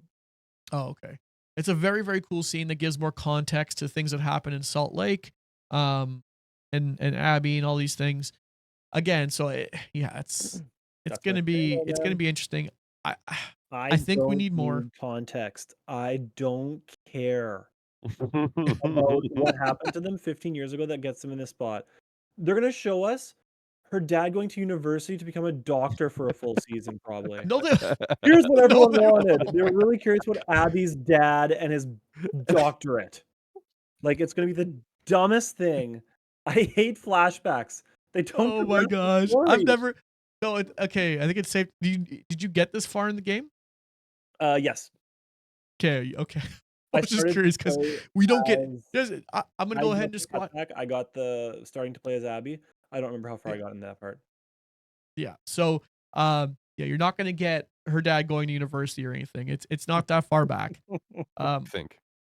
Yeah. No, it isn't. It isn't. And yeah, it is very cool. I actually really enjoy it. That her flashback. And again in the game, it's not the it. I guess they made the other one into a full episode. I don't know. It just is what it is. It's not. I don't think it's that bad. I think it's very important. But getting out of that, I think we need more episodes. How I would kind of, fix our overall sort of thoughts for myself. If I'm saying like, hey, if I got to sit down with the big wigs of like I said, Neil Druckmann and all the boys and HBO, you have to. Few things I'd tell them is like slow the pace, make a couple more episodes because of it, and then don't be afraid to get into um some of the dirty parts between the cutscene. Like make me feel like somehow Ellie is growing into this killing machine that we know her to be in the game. Will they even do that in season 3 though? Like, will she even? No, no, they won't. They needed to have done that. You won't Yes. get the But that terror in the game there was like she's like a ghost when you're like fighting her or whatever, right? Like she's just oh like yeah, disappearing and then reappearing places, and you won't get that, right? Because you yeah, haven't set her up to be that. It's just been sheer dumb luck that she hasn't gotten herself killed yet. yeah. I know. Yeah. Like and they've kind Well, of shied away from it's also from just hard, right? Like you can't have like in a movie, they did the show, they showed her doing the training at the start and she beat up that giant guy. But it's because you're not growing with the character. Like you're not the one in the game, you're the one doing that first kill with her. You're getting into this spot where you're like, wow, I've been training this chick for 10 hours now and she's capable of doing this. Like there's no good way to show it in a movie that's going to be believable. And part of it is probably because of how she acts in the show, where she just still acts like such a little kid, where it's like, oh, yeah, there's she no does way she can do any of this. Like, yeah, you don't believe that she's this 19-year-old sort of. She does still give you kid vibes, I think, yes, in the show. And I think that's not I don't think that's on Bella. I think that's on the writing yes, and a bit of her. more. She just looks so darn young.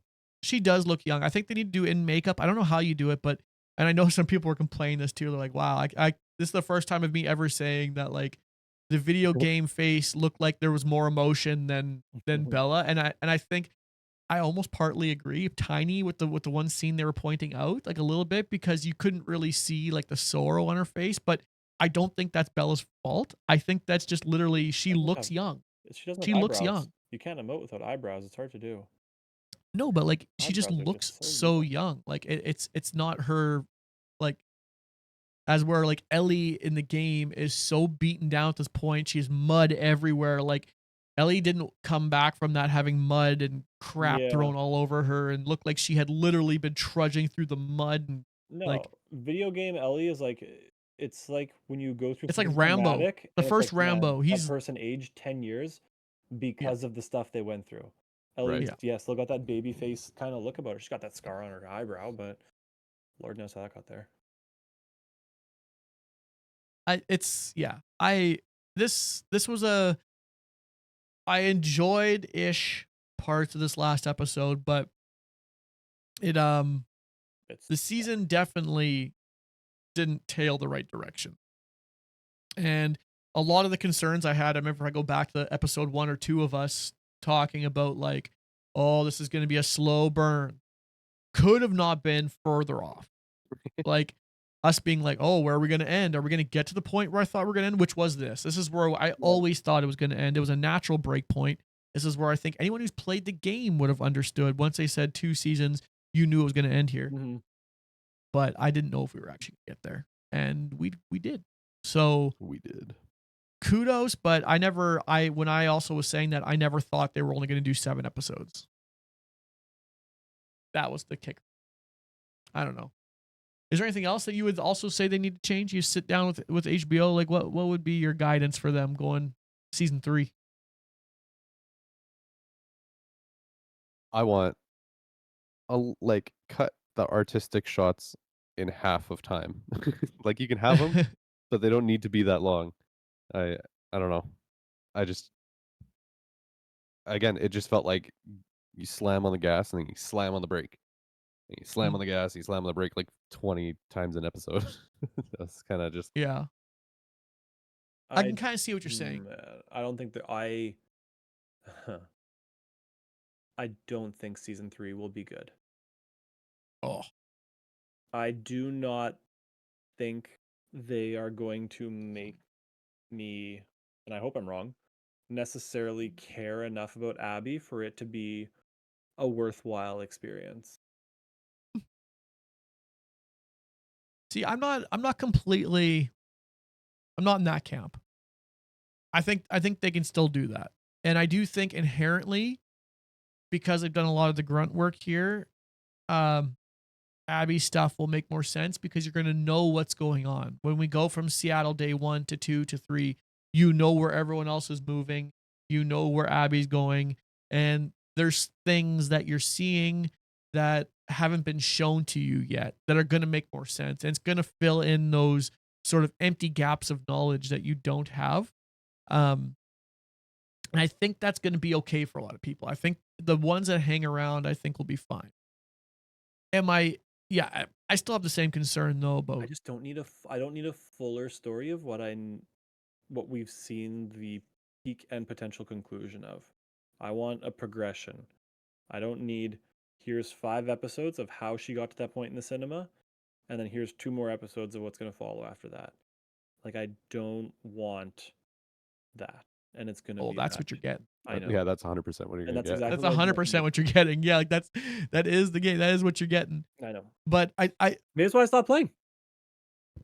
ugh, They had the I don't same know beef why 5 you years stopped ago. playing. That game was great. There's no excuses for that. I'm not gonna. No, this show, this episode, it straight up sucked.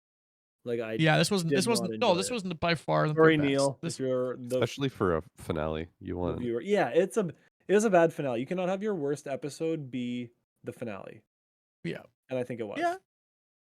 yeah. No, and Unless you're Game of I Thrones, agree. Like it they was crushed that definitely one. not their strongest. Definitely not their strongest. That is for sure. And I think they're well aware of it. And I think that's pretty consistent with what the internet now is kind of saying. Again, the internet's always the internet, but yeah. Oh yeah, there's just you ones always or kind of tens. There's no in between.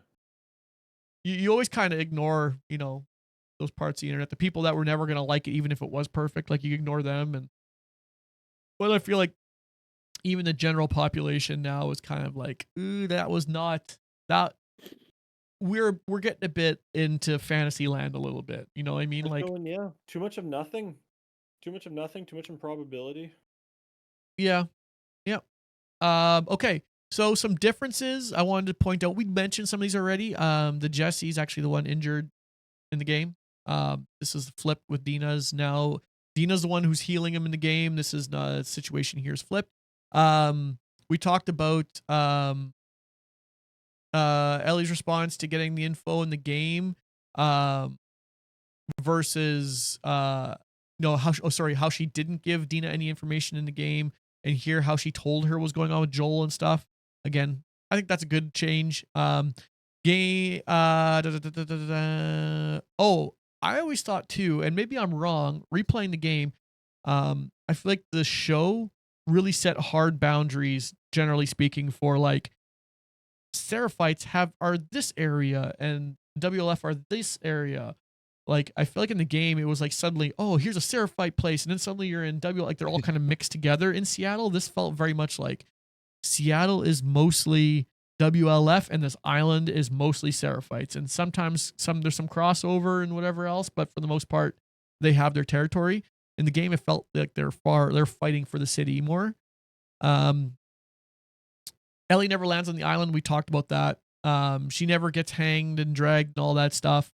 I have here that's more of an Abby thing, and like you said before, we see around her neck in the final scene that she's bruised around there, so we know that the scene still does happen because it leads to a big large plot point, which plays into some of the scenes we saw at the aquarium, some things that were shown there. Again, without actually pointing them out, if you go back and watch that scene, you can maybe fill it in for yourself. As to what we might be talking about, but there's some extra things they focused on with the camera that show you what has gone on around there. The Mel and Owen scene is different, as Ostrich alluded to as well. Owen and Ellie fight more, like Owen fights and when Ellie's fighting there, but then also Mel does grab a knife and tries to stab her, and basically she ends up getting killed. And then there's also the whole baby thing there as well, but there was never the whole scene about having to get the baby out of her. There's also no dog. There was no dog there, which again, maybe in season 3 we're gonna get. There's kind of a famous, not a famous dog, but an important dog that was in there in the game. No dog there. And then we also missed lots of flashbacks before the whole day one Abby thing, which we already alluded to as well. There was a big flashback there, which again, to Ostrich's chagrin, I guarantee you we're gonna get that. So that didn't happen as well. Also, I remember I said I was going to look way back in the other episodes. The coffee bean scene that we talked about that we got already, that was like the last scene of the game Oh yeah. where he's sitting on the deck. Remember I said it was later? I didn't know it was like the last scene you see of him saying like, "Oh yeah, I traded. These people came through town. I'm embarrassed to say what I traded for these coffee beans."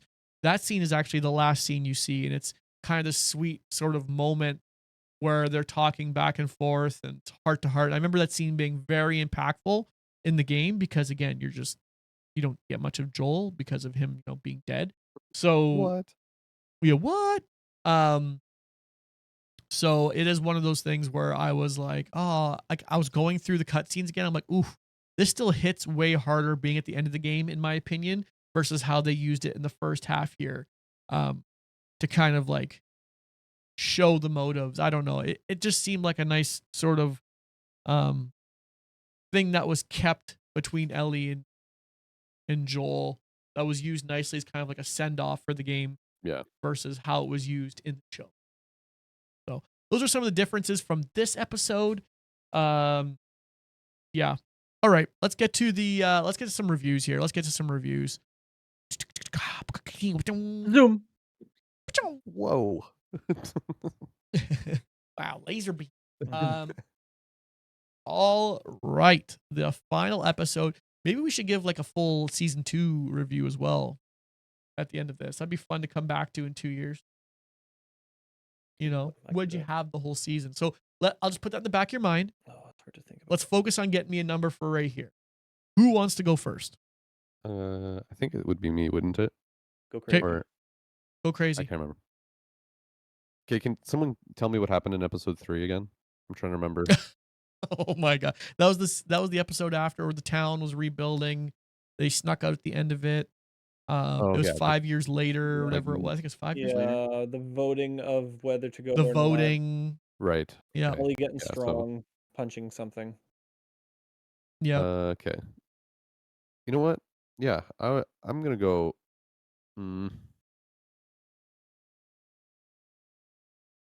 Six, probably a 6.5 again.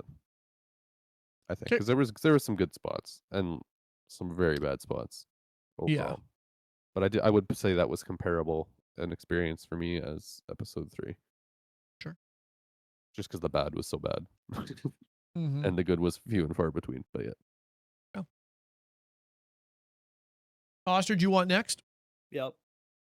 Okay. I'm gonna get the 2. tears out of my eyes because holy. Oh boy. I was thinking about this a lot actually. I've been thinking about it for the last 2 days. It's been daunting about what I'm gonna give this thing, and it was either between a 6 and a 5.5. And after talking about it, I am going with a 5.5. So what we've talked about Devastating. He has is off the just- bandwagon. has just I made don't think me we've ever had it that low. rage even more. Yeah. Like I've brought up previously in this show, there was this episode could have been 15 minutes long with what they showed that was actually useful to me. I don't care about so many things. I don't care about all of Isaac's scenes, all of him talking with Park, because I just don't see it as important. I'm not going to remember us having this conversation in a week from now, let alone 2 years when they do a callback about him talking about Abby being number 1. So that was useless. Hanging out with the Seraphites is useless. I don't believe her story. I don't think it's doing a very good job of showing just how I don't understand how the 10 people in her life that love her aren't able to convince her to stop doing this one stupid thing that's going to get them all killed. But for some reason, she's going to keep going through with it. So I don't like her story. I don't like it. And I think this is the worst episode in the season by far. Ooh, came with the heat. No, that's how you do a review right there. Yeah, damn. I'm really angry. Oh, so passionate. I immediately had a number. God, this episode sucked. Okay, I feel better. Got out of your Good. system? Yeah, I'm good now. A Shiva blast or like a fart you've been holding in? Oh, you just gotta let that baby hum. All right. I love the this show. I know. And I love the game. Good. Yeah. I immediately, when the credits rolled, I went, this is a 6 to me. This screams 6 over and over and over again. So that was my score. I don't know if I'd probably since like I haven't been like this confident to score since probably like episode 4 or 3, somewhere in there. But when the credits rolled, I went like, okay, do you know what? In my head, I'm like, this feels like a 6. Like, was there interesting stuff that happened? No. Yes. We lost. I thought we did. We lost characters. And again, the problem is with this setup is that you don't. Maybe it's because I have played through it, so I know the characters. That's why that means something. I can see how people don't know the characters wouldn't understand why Owen matters. Why what's going on? What's Mel talking about with Owen about Abby? What does all this stuff actually mean? What does, where's Manny this whole time? We haven't seen Manny since he was on the radio tower, but now we're talking, we got snipers coming from up there and in that area. And there's so many, I don't know, just things that are just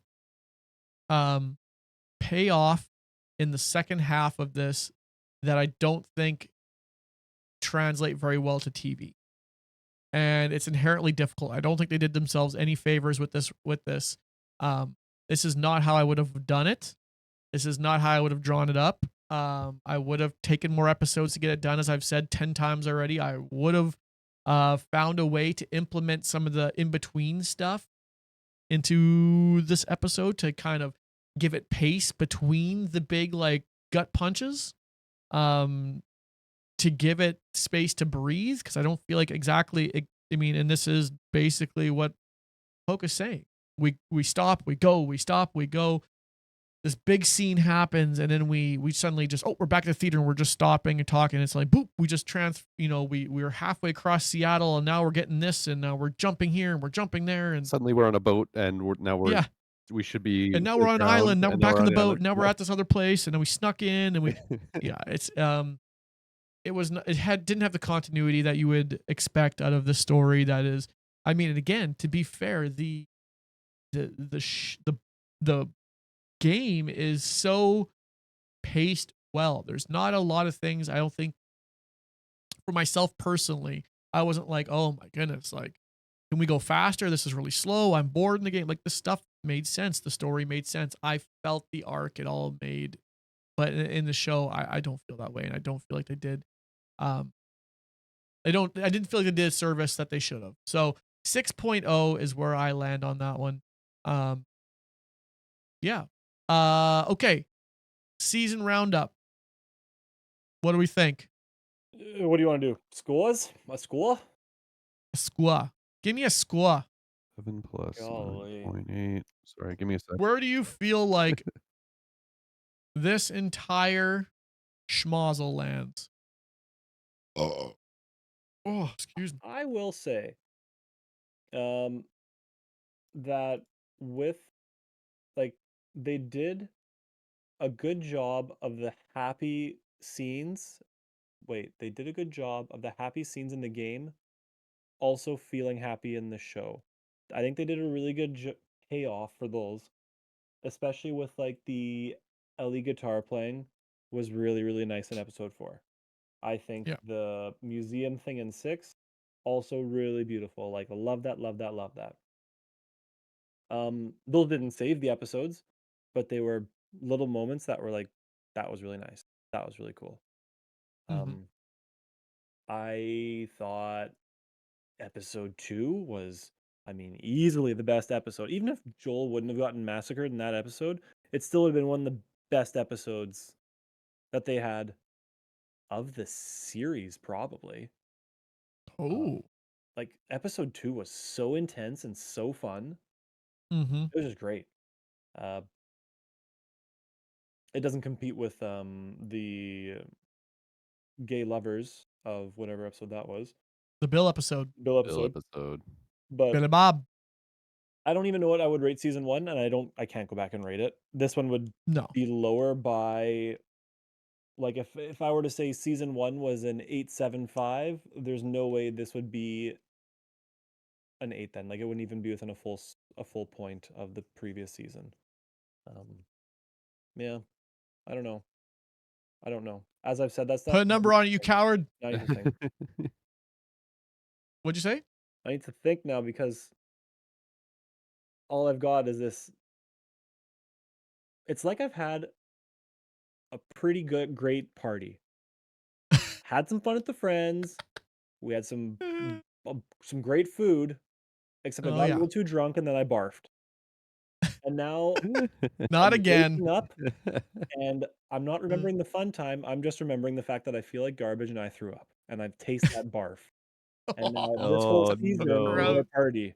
And I Uh, vomited everywhere in episode 7. uh, And now all I taste is that vomit. So I've got to put in some mouthwash and then start to recollect my thoughts about the past party night. And then I'll have a party. okay. Is part of recollecting your thoughts gonna actually, finish the game? Yeah, it probably will. Uh, High 7. It would be a high 7 for this season. a high 7? Yeah. Okay. I'll write that in there. Score high 7. 7.5 maybe. I think, but if I look at all my scores, like, I even put your new one in there just so you can see it. yeah. Well, what's in? See that? That's nice. Can I just take the average of all that? That seems like a good That's way. what I I'm just did. gonna average out. Oh, so you did? Mine Oh, you averaged guys are out to cowards. 7.7. So, Cowards. but I think honestly, I know it was getting more harsh near the end because I was getting bored. But Which is funny because your scores get better in the last 3 than they were the first 3, I other than know episode 2. Yeah, I I'm at don't really. 7.71. I just felt like the lows were so low, but the highs were so high. Like, I would Yeah. agree. This one had the. It's like the episodes. They just swept. It went Yeah. real high, real low. yeah, And you know what? I've been a proponent for a long time of telling people that, like, Game of Thrones, before it had its big fall off, I said one thing people don't remember about it, and maybe this is because a lot of people didn't get on the show until it was like season 4. People don't remember how brutally slow and almost didn't move that show was. Like, you would get 3 episodes in a row that were over an hour each, and and nothing. I mean, nothing would happen. Mhm. Literally nothing. And you wouldn't see characters you loved for 3 episodes. Like, you wouldn't see them. Yeah, it's kind of like Isaac. And well, but except for like Isaac, we don't care about. But I'm talking like you wouldn't see, the Lannisters for 3 episodes. Right. Suddenly you come back and they're doing something like, oh yeah, I forgot they were even in this world.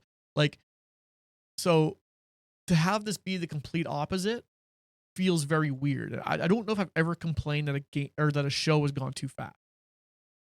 I don't know if I've ever done it. And maybe that is just because I know what's happening. Maybe this is how book readers feel when they know what's going to happen and like stuff isn't happening, or it's going too fast, or they're skipping a lot of beat plots. I don't know, because I guess maybe it's not very often I'm on this end of things where I know what's going to happen because I just don't read a lot of books.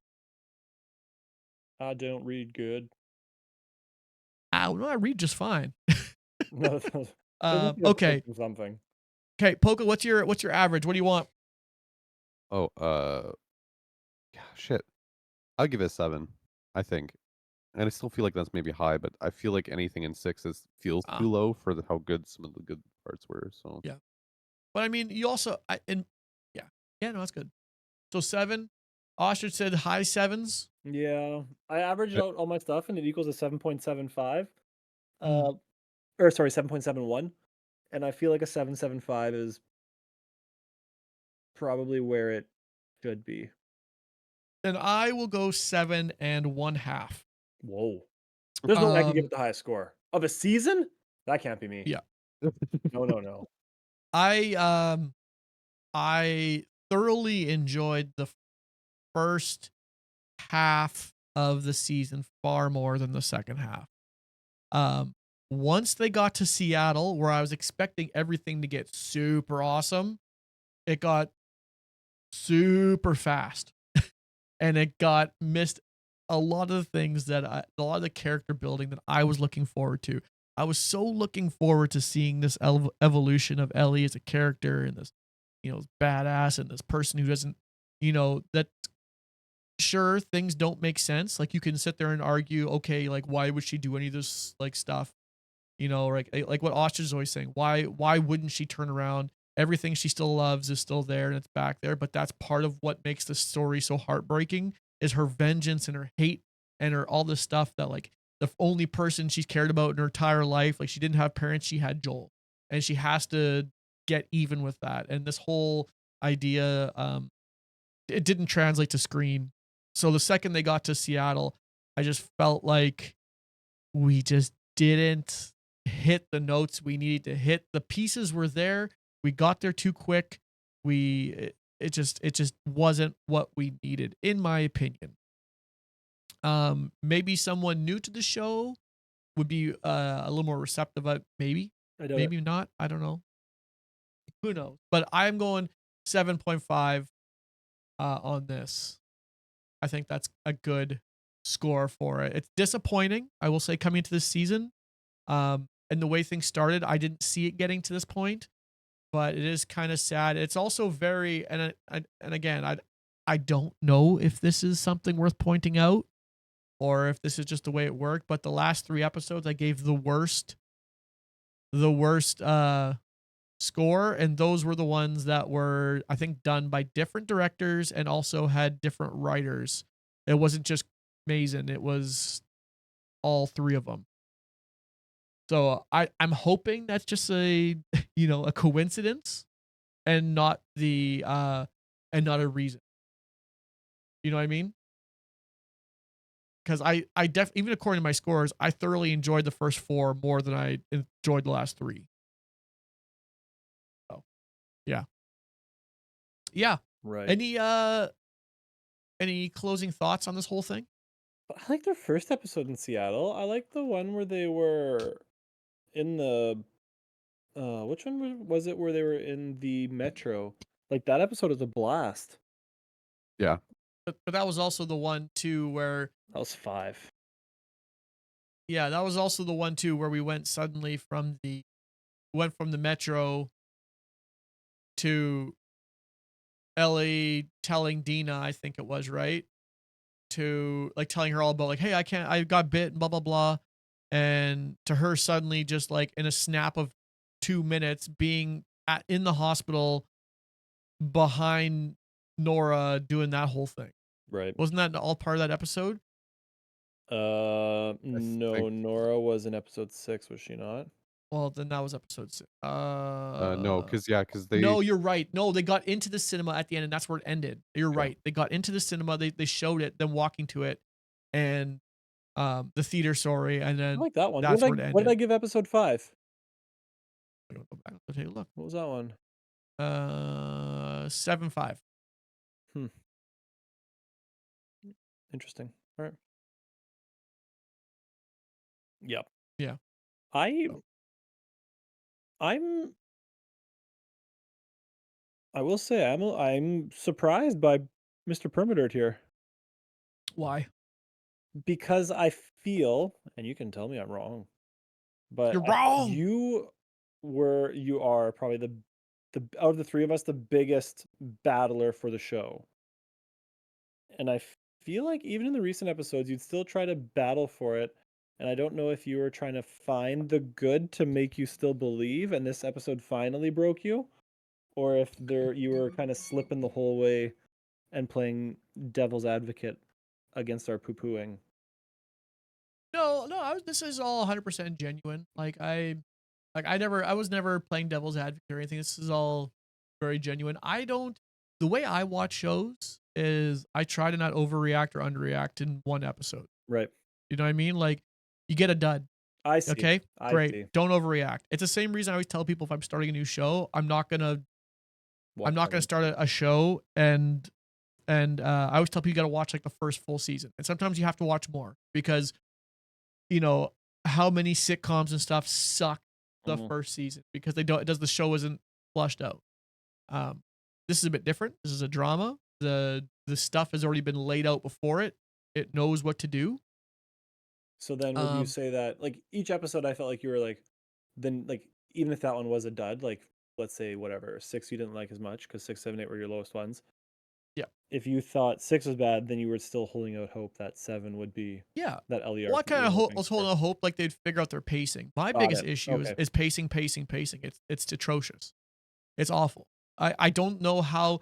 I give kudos to the people who edited this show because I think they had the hardest job at anybody.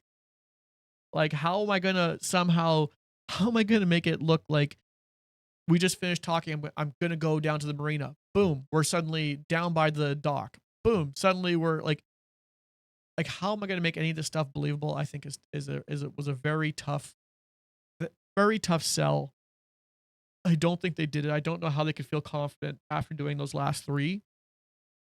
Because I felt the pacing in the first 4 were fine. Like, I never felt like we were going too fast. But to me, the second we got in Seattle, it just went bingo bango bongo. Went bingo bango bongo. Yep. I agree with pacing. Yeah. Pacing is my biggest issue. Pacing would solve everything else you have. Like the fact that you don't believe Ellie is this person, pacing. Yeah. Because they had to feel like they had to rush through it. Right. Because they don't have enough screen time. Well, like I said, in video games, like you are controlling her. So like you are the one who is seeing her grow and you're like, oh, well, obviously she can do this because I just went through it all. Whereas we don't see the murderousy moment. And I mean, at the same time, it's a TV or it's a game to a show. Like you're not gonna have Rambo 19-year-old piddly little thing going around murdering all these trained soldiers. Like she's just not that person. But no, but you could have put like they were really one thing I did like about this season. I said it before too. One thing I did like is I felt like the scenes they added, HBO did a really, really good job with. The parts that that weren't in the game that they added to it, not changed, but added. So when I think of that, I think of like the Eugene scene. I think of the park scene when she's talking about her son being down in the hospital. The stuff with Jackson. I actually really like that. I love that. That really rounded out the world. It made Jackson a much bigger character than I ever could have imagined it would be. The funny talking within Jackson of the guy who shot himself in the leg, the stuff that they made up for the show, I thought was very strong. It only supported the original content, and that I like. Now, we got out of that and we got into Seattle, and there was no creation of any sort of content. There was no creation of. Instead, what happened is they actually removed all those moments from us. They robbed us of all those sort of world creating moments and instead gave us like, oh, instead of this person, this person's gonna get hurt, and instead of this person doing this here, this person's gonna do it. And I'm like, that's not really changing anything. It's still moving too quick. You're not giving us anything new. So pacing would have solved everything that happened, in my opinion. And even with like Ellie and Dina's relationship, like they have their little sexy scene in the cinema, and then like nothing really comes from that. Like again, I just keep going back to Ellie's unbelievable story, as in not that it's unbelievably awesome, like unbelievable as in I don't believe it. Like Yeah. She jokes about being the dad. She jokes about being there for Dina. She jokes about them being in a like this serious relationship going forward together. And Yeah. I just don't see in this situation how her hate for or desire for revenge just overwhelms literally everything else. Like that just doesn't. You see how mad she is and you see how happy she is, and I feel like as pissed off as she can be, Dina would always be the one that should win that fight for her Yeah. attention. I don't know what you call it, but I would believe that. I don't know. Okay. Well, guys, I think we're going in circles at this point. Yes. But we will end it here. Hopefully we're back for season 3. I think I'm going to be interested enough in season 3 that we should, 2 years or whatever, when we're all old as balls, we can come back and give us another go. I still believe it has a shot. I think they can correct some stuff. It's also, I think it's key that they haven't really even started writing season 3. So this stuff can all still get fixed. Like they can take the feedback and they can fix what's going forward with this. The crap. So I think they can fix that stuff. So that's the good news. It's not like they're already shooting season 3. It's like, oh well, we're in for more of what we got. It'll be interesting. Yeah, it'll be interesting. So again, thanks everyone for coming along. Thanks again to Poke and Ostrich for spending all this time with me over the last, this week and the last 6 weeks before this. It's been unbearable. I will say and, it is really difficult to watch a garbage episode of TV and then talk about it Yep. for 2 hours. It's tougher for sure. Yeah. This has really drawn on my anger. So I've also had Schedule One on my computer open for about half an hour. And maybe who knows? Maybe between now and 2 years from now, maybe we'll do another series at some point if there's something good comes out that maybe we all like. Maybe we'll be back with Mobland. Who knows? I mean, Fallout, new season Fallout's supposed to come out this winter. You're right. Fallout 1 was pretty sick. Man, I would love to talk about that. Mobland. Yeah, Mortal, don't let him mess me up here. Here, give me a sec. I'm just getting this video here. So thanks for tuning in. If you catch us on YouTube, leave a like, subscribe, leave a comment down below, whatever you want to do. Check out these boys who are beside us, and yeah, away we go.